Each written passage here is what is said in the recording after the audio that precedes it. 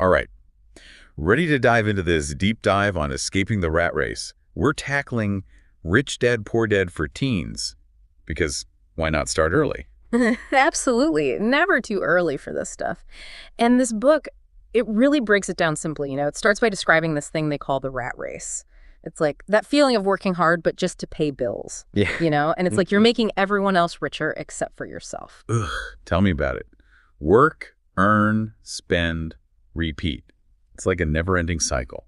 And the book, it really gets into how that cycle traps so many people. It does, yeah. And one of the biggest things it points out is how that cycle, it can easily go from one generation to the next. Like, think about it. If you grow up and you see your parents stress about money all the time, chances are you're going to pick up those same anxieties, those same bad money habits. Totally. It's like we inherit those unspoken money scripts without even realizing it. Exactly. That's a great way to put it. And the book says that one of the biggest mix-ups people have is the difference between an asset and a liability. Because it's not just about making money, it's about making that money work for you, not the other way around. Okay, yeah, let's unpack that a bit. What makes something a real asset, not just, something you own? It all comes down to cash flow. An asset puts money in your pocket, while a liability, that's what takes money out. A classic example is real estate, a house. It can be great, sure, but are you constantly pouring money into the mortgage? Property taxes, repairs? If so, is it really building your wealth at that moment? That's a perspective you don't hear too often. Most people say owning a home is key, but this book, it kind of challenges that, doesn't it? It does, yeah. But it's not saying never buy a house. It's more about really understanding the financial side of it. The book wants you to ask yourself, is this buying a house actually building wealth, or is it just another expense? So if a house isn't always the answer, what does the book say are some good examples of assets then? It talks a lot about income-generating assets, like businesses. There's this example of owning car washes, simple businesses, but they often have valuable land underneath them. Stocks, bonds, really anything that creates passive income, that's where it's at, according to the book. So it's like you're building that financial freedom where your money is doing the heavy lifting. But the book also gets into the mental game, right? It's not always just knowing the right financial moves. Totally. That's so important. The book actually identifies 5 big mental roadblocks that can trip anyone up, even if they think they're good with money. Oh, okay, I got to hear this. What are they, and how do we bust through those roadblocks? So the first one is fear. Being afraid of losing money, which makes sense, right? It's understandable. But the key is to learn how to manage that risk, not just try to avoid it altogether. What the book suggests is start small, really learn about something before you jump in, and find yourself some experienced mentors. So getting comfortable with, like, being a little uncomfortable, but not being reckless either. Right. Exactly. Jumping in without knowing anything is just as bad as being too scared to do anything. And then there's cynicism, like that the sky is falling kind of thinking that can really mess with your judgment. The book compares it to Chicken Little, like how cynicism can make you miss out on opportunities. Oh, yeah. Like that story in the book about the guy who was convinced that rising oil prices meant disaster was coming. He was freaking out gathering all these statistics. But the author, he saw it as a chance to find oil companies that were undervalued. Yes, exactly. That's a perfect example of how our perspective shapes things. While the cynic is busy worrying, someone with a more positive mindset, someone who takes action, they're finding ways to turn a potential problem into an advantage for themselves. So true. Sometimes you got to look for the opportunity within the obstacle. Right. But doing that takes discipline, which kind of leads us to that next roadblock. Easiness, right? Right. But not laziness in the way you usually think about it. Yeah. The book talks about busyness as a sneaky kind of laziness, especially when it comes to money. Oh, I know that one. It's so easy to get caught up in everyday stuff and convince yourself, I'm too busy to focus on my finances. Right. It's like we're masters of procrastination. We tell ourselves, oh, I'll get to it later. But later almost never comes. And speaking of procrastination, that kind of bleeds into the next roadblock, when bad habits. And those habits, they often come from how you were raised with money, right? That's what the book says. Yeah, definitely. The book explains how poor and middle-class folks, they tend to put luxuries first. They go into debt just to keep up a certain lifestyle, but the wealthy, they focus on building their assets first, then the lifestyle comes later. It's that whole keeping up with the Joneses thing, isn't it? Trying to look wealthy instead of actually building wealth. That's it, exactly. And that difference in how you approach money, it makes a huge difference in the long run. Delaying gratification, focusing on long-term financial stability, that's key, the book says. But there's one more roadblock. arrogance. Isn't arrogance often just a cover for being insecure or, like the book says, ignorant? Exactly. We think we know it all, so we stop learning, stop looking for new information. And when it comes to finances, which are always changing, that can be a recipe for disaster. The book really stresses lifelong learning, huh? Especially with money.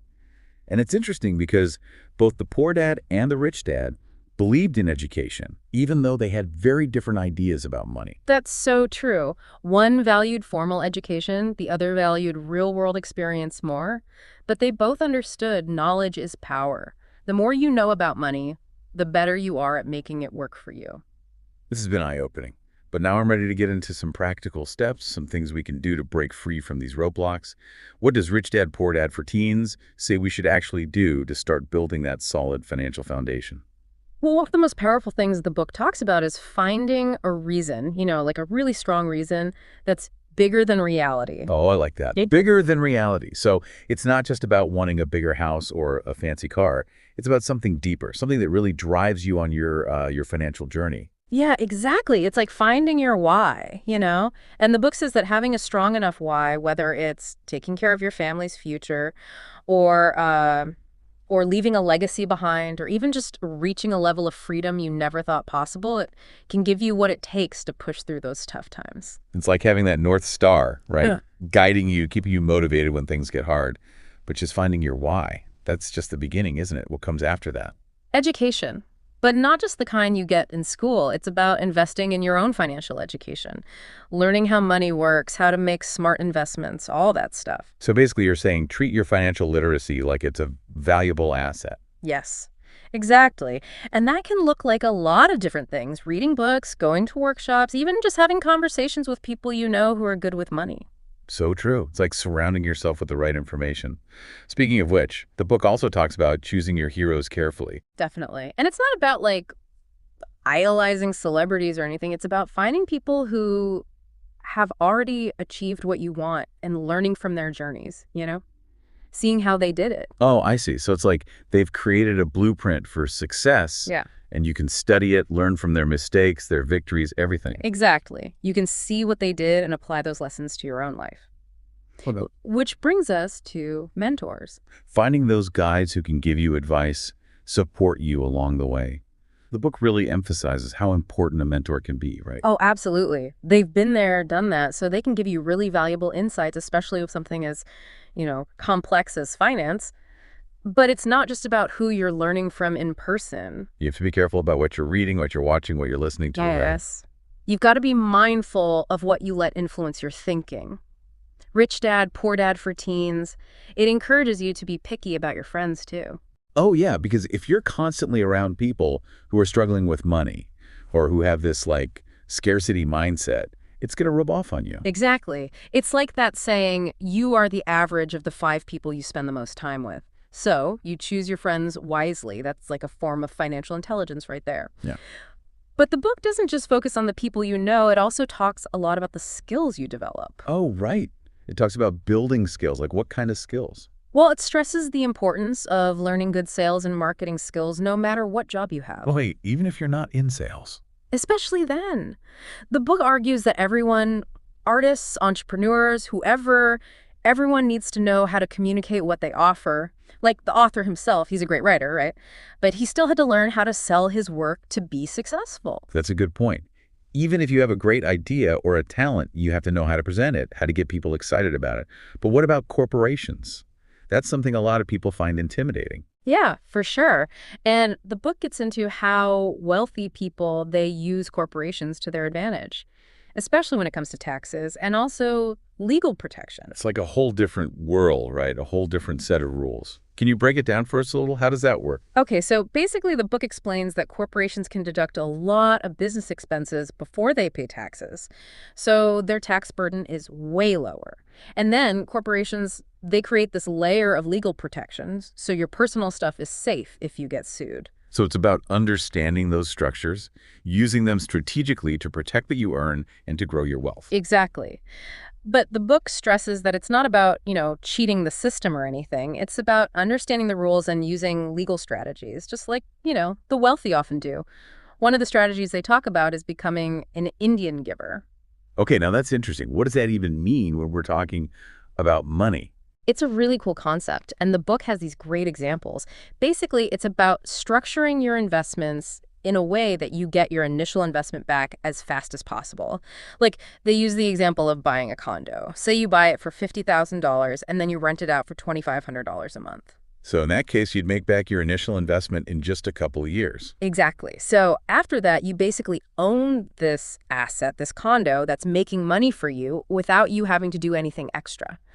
That's the power of understanding these strategies. It's like going from being scared of money or feeling trapped by it to being in control, making it work for you. Right. And the book stresses that taking action, even if you make some mistakes along the way, that's crucial. There's this story they tell about the author's friend, right? He gave his son $3,000 to invest. And he told him, if you double it, you can use the profits to buy a car. What a great way to teach your kid about money. What happened? So the son, he made some money at first, right? But then he got a little too confident and lost it just as fast. But here's the thing. He didn't just give up. He used it as a learning experience. He started really studying the market, doing his research, He treated his mistakes as lessons. That's such an important message. It's not about never messing up. It's about how you bounce back, what you learn from it. Exactly. And in the end, yeah, he lost most of that initial investment, but he gained something so much more important. He learned about finance, he got bitten by that investing bug, which is something that would benefit him for years to come. It all comes back to that growth mindset, doesn't it? Seeing challenges as opportunities to learn and get better. Yes. And Rich Dad, Poor Dad for Teens. It's full of practical tips you can use to build that mindset and start building your financial future. So give us some of those practical tips. What can we start doing today? Okay, yeah, give us the practical stuff. We talked about the mental blocks, the education, the mentors. But what can someone listening do, like right now, to start putting this stuff into practice? Any specific tips from Rich Dad, Poor Dad for Teens? One thing that's so simple, but people don't do it enough, get comfortable making offers. It sounds so basic, right? But yeah, I can see how people, especially when you're younger, you hesitate to put yourself out there. Exactly. Whether it's asking for a higher allowance, trying to get a discount when you buy something, or even just exploring some investment opportunities. The book's big on this. Get comfortable with hearing the word no. Because even a no can teach you something, right? It helps you get better at asking, at negotiating, all of that. Exactly. The more you do it, the easier it gets. Another good one from the book is this idea of shopping in the right places. And it's not about what you're buying, it's about where and how you're buying it. It's like that story, right? The one where the author buys that condo, but for way less than what his neighbor paid. Just because he knew where to look. Exactly. He didn't even bother with a real estate agent. He just went straight to the bank, to their foreclosure department. That's what I'm talking about. Be resourceful, think differently, and don't be scared to try things that aren't, the usual way. Like you're on a treasure hunt. Right. But you got to be looking for those hidden opportunities, those little bits of information that can give you an edge. Yes. And that goes hand in hand with what the book says about always being open to new ideas, whether it's a different way to invest or just a different way of thinking about money in general. Yeah, there was that story, wasn't there? About the author. He finds this book about a really unique investment strategy, tax lien certificates, and he doesn't waste any time.